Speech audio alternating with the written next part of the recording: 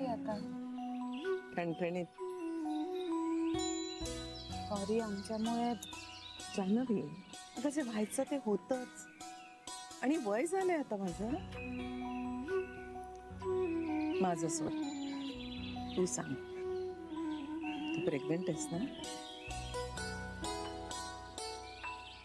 तुम्हाला कोणी सांगितलं? तुझ्या चेहऱ्याने.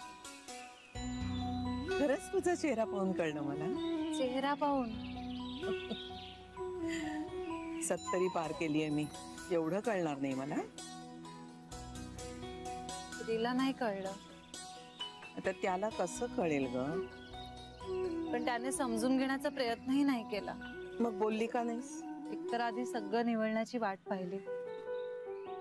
काहीच निवळत नाहीये म्हटल्यानंतर आईजी मी खूप प्रयत्न केला. इनफॅक्ट मी 2-3 वेळा श्रीला भेटले सुद्धा. मग नाही सांगू शकले.